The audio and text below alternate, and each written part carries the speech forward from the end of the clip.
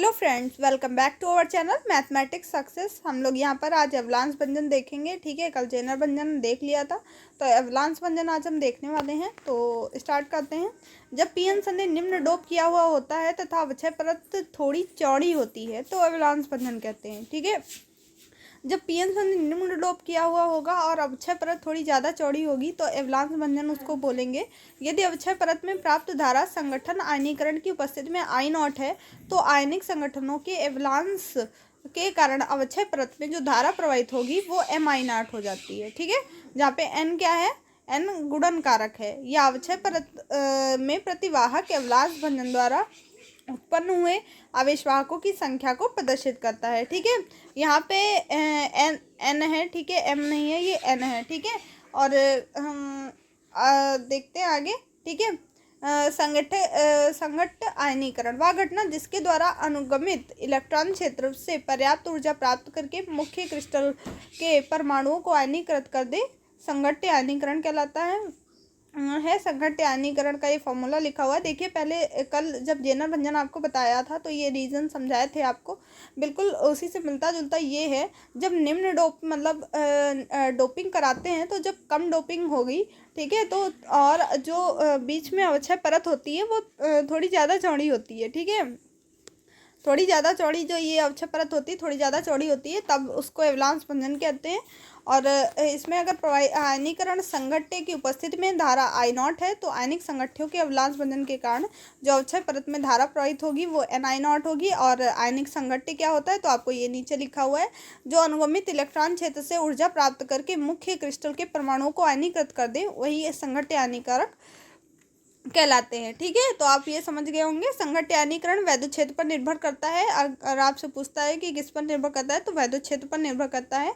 वैद्युत क्षेत्र में सूक्ष्म वृद्धि बाहुल्य प्रक्रिया में गतिक वृद्धि हेतु पश्च अभिन्नत उत्तरदायी होती है। ये अवलांस भंजन शॉर्ट क्वेश्चंस में पूछा जाता है, तो आप अगर इसको तैयार करेंगे तो इतने से काम नहीं चलेगा, ये पूरा लिखना पड़ेगा। ठीक है, m बराबर 1/1 minus V R upon V B R की होल पावर n। देखिए, जितने शॉर्ट क्वेश्चन हैं उन्हें बहुत अच्छे से तैयार करिए, क्योंकि उनमें कोई ऑप्शन नहीं होता है। लॉन्ग क्वेश्चन में आपके पास ऑप्शन होता है कि ये नहीं तो ये वाला कर लो, 4 में से 2 ही करने हैं, लेकिन शॉर्ट में कोई ऑप्शन नहीं है, सारे करने हैं। तो शॉर्ट वाले क्वेश्चन बिल्कुल मत छोड़ो, सारे क्वेश्चन तैयार करो। m बराबर 1/1 minus V R upon V B R की होल पावर n। ठीक है, n क्या है, इंडेक्स वैल्यू नंबर है। तो ये है अवलांस भंजन का क्षेत्र है। देखिए, निरंतर घटती हुई धारा है। और ये वाला देखिए, इसमें एक जो है ऊर्ध्व भंजन प्राप्त हो रहा था हम लोगों को, ये जेनर भंजन वाले में। ठीक है, और यहाँ पे क्या हो रहा है, यहाँ पे हमको घटती हुई धारा मिल रही है। ठीक है, तो आपको इतना समझ में आ गया होगा। इसके लिए 6 बातें आवश्यक है। कौन कौन सी 6 बातें ज़रूरी हैं ये ध्यान देंगे। और ये बहुत इंपॉर्टेंट है, कल आपको बताया था कि जेनर भंजन में क्या क्या इंपॉर्टेंट है 6 चीज़ें, और इसमें आज कौन कौन सी हैं ये ज़रूर याद रखिएगा।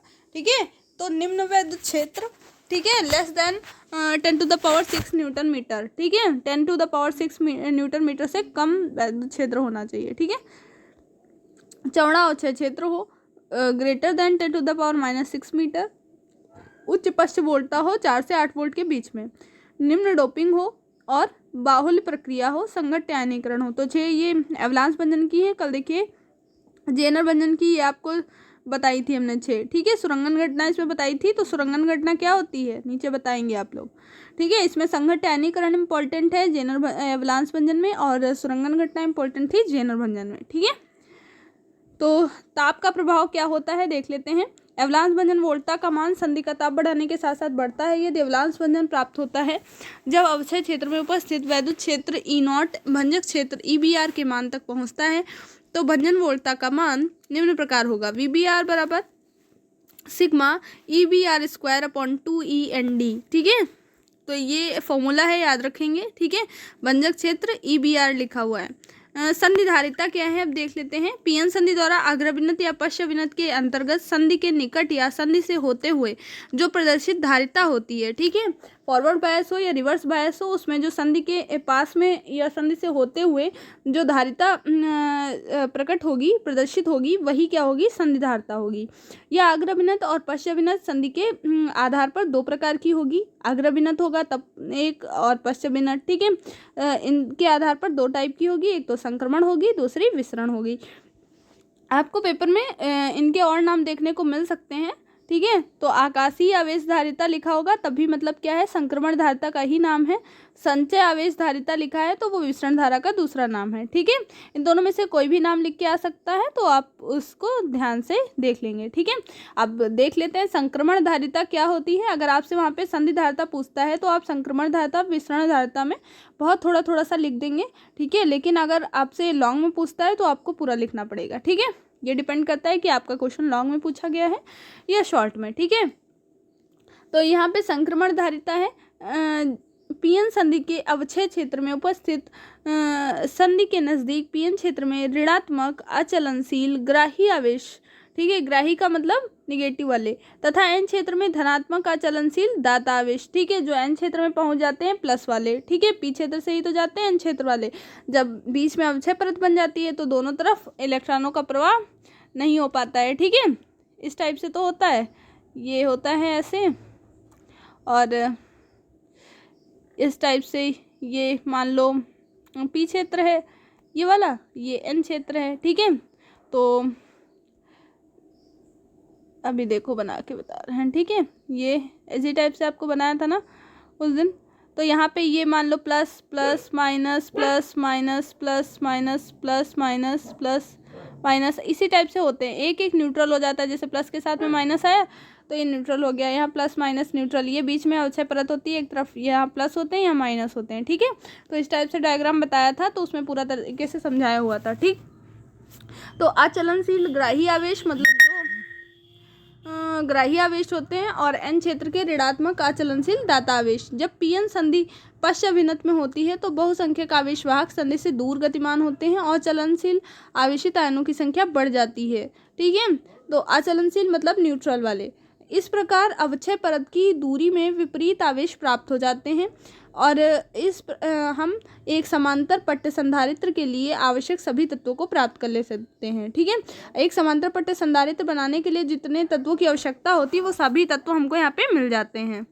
अवक्षय परत के दोनों ओर उपस्थित क्रमशः पी और एन क्षेत्र निम्न प्रतिरोध को प्रदर्शित करते हुए कुचालकी या परावैद्युत पदार्थ को प्रदर्शित करते हैं। संधि धारिता को संक्रमण धारिता या आकाशीय आवेश धारिता या अवक्षय परत धारिता भी कहते हैं, और सीटी से प्रेजेंट करते हैं EA/W, जहाँ W अवक्षय परत की चौड़ाई है, ठीक है। ये फॉर्मूला होता है अवक्षय परत की चौड़ाई का, ये पीछे बताया हुआ है, मतलब पूरा प्रूफ कराया हुआ है, तो आप वहाँ से इसको देख लेंगे, ठीक है।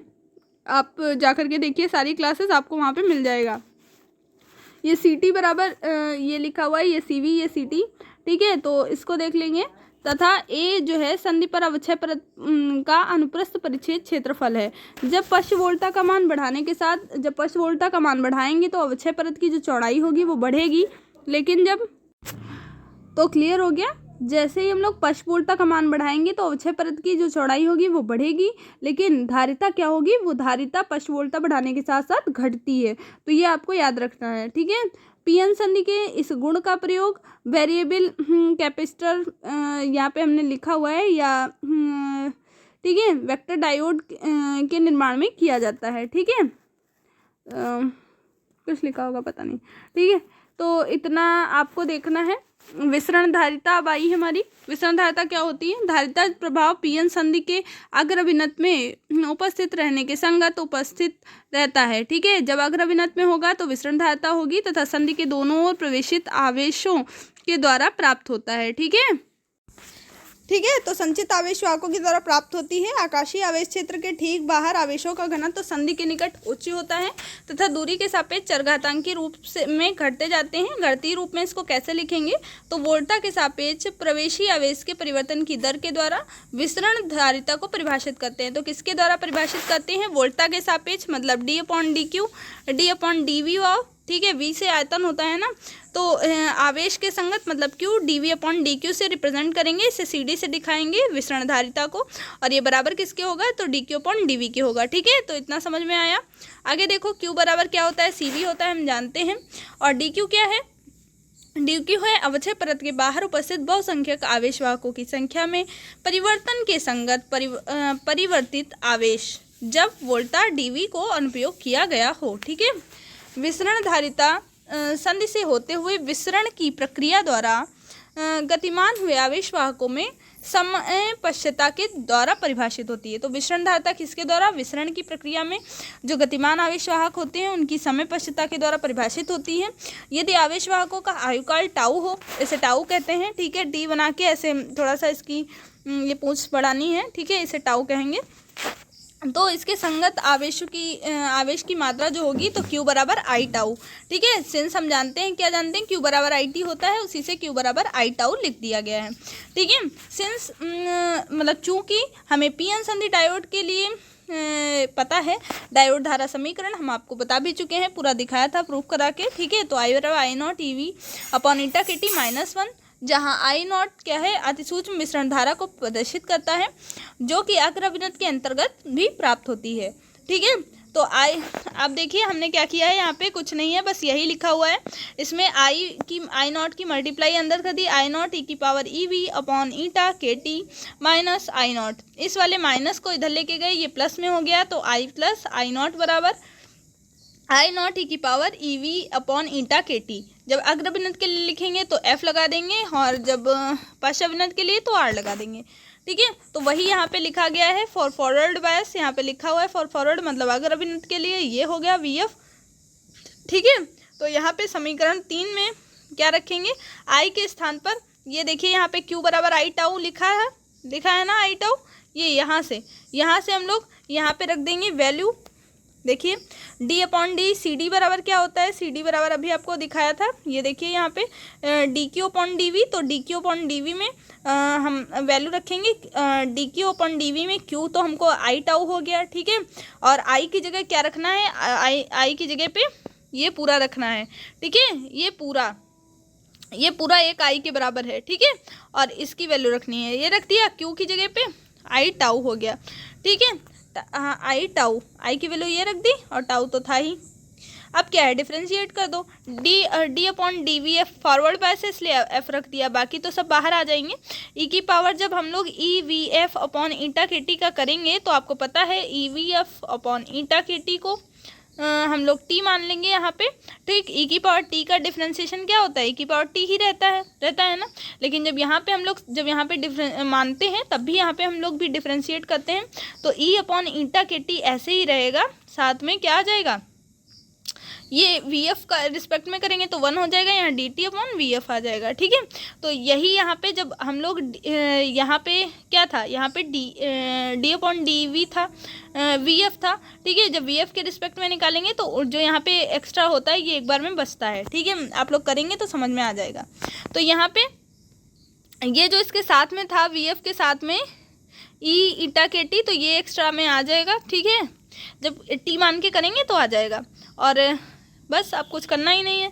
तो यहाँ पे फ्रॉम फोर इक्वेशन क्या बनाई थी, 4 ये बनाई थी फॉर फॉरवर्ड बायस। यहाँ से फिर से वैल्यू इसकी जगह पे क्या रख देंगे, आई नॉट ई की power EVF upon eta KT की जगह आई प्लस आई नॉट रख दिया, तो ये आ गया। तो बस हमें इतना ही करना था, ये हमारा फॉर्मूला आ गया किसके लिए, विसरण धारा के लिए। और इस व्यंजक से क्या स्पष्ट होता है, तो इस व्यंजक से स्पष्ट होता है कि CD का मान संधि में प्रवाहित होने वाली धारा I पर प्रत्यक्ष रूप से निर्भर करती है, क्योंकि आई नॉट एक नियत धारा का मान है। CD का व्यवहारिक मान लगभग कितना होता है, तो 0.02 माइक्रोफेरेड होता है, जिसका मान संक्रमण धारिता के मान से बहुत कम होता है, लगभग 500 गुना होता है। तो उम्मीद करते हैं आपको सारी चीज़ें समझ में आ गई होंगी और आप विसरण धारा बहुत अच्छे से समझ गए होंगे। और आपको ये सभी लिख के तैयार करना है, क्योंकि ये आपका जहाँ तक तो सब्जेक्टिव ही रहने वाला है। और आपको पता है यूनिवर्सिटी दिसंबर तक शायद डिक्लेयर कर देगी कौन सा ऑब्जेक्टिव रहेगा, कौन सा सब्जेक्टिव। अगर आपके अभी भी कोई डाउट रह गए हों तो नीचे कमेंट बॉक्स में आप हमसे पूछ सकते हैं। और आपको प्लेलिस्ट सारी बनी हुई है मैथ की और फिजिक्स की, वहाँ से जा करके आप वो वीडियो भी देख सकते हैं। मैथ और फिजिक्स की सारी क्लासेस आपको मिल जाएंगी। विद प्रैक्टिस के लिए हम लोगों ने इजी नोट के क्वेश्चंस भी डिस्कस किए हुए हैं, आप वहाँ पर जा करके वो क्वेश्चंस देख सकते हैं। ठीक है, और कोई क्वेरी हो तो नीचे कमेंट बॉक्स में पूछ लीजिएगा। आपको वीडियो कैसी लगी ये ज़रूर बताएंगे, साथ ही साथ अपने सभी फ्रेंड्स को ये वीडियो शेयर करेंगे ताकि वो लोग भी इससे जो है इसका लाभ उठा सकें। ठीक है, और पढ़ें, ज़्यादा से ज़्यादा शेयर करें आप अपने दोस्तों को। ठीक है, और ख़ुद भी पढ़ते रहें। चैनल को सब्सक्राइब नहीं किया तो सब्सक्राइब कर लें, क्योंकि बहुत ज़्यादातर लोग देख तो लेते हैं वीडियो लेकिन सब्सक्राइब नहीं करते, तो सब्सक्राइब जरूर से कर लेना है सभी लोगों को। ठीक है, तो मिलते हैं नेक्स्ट वीडियो में। जय हिंद, जय भारत।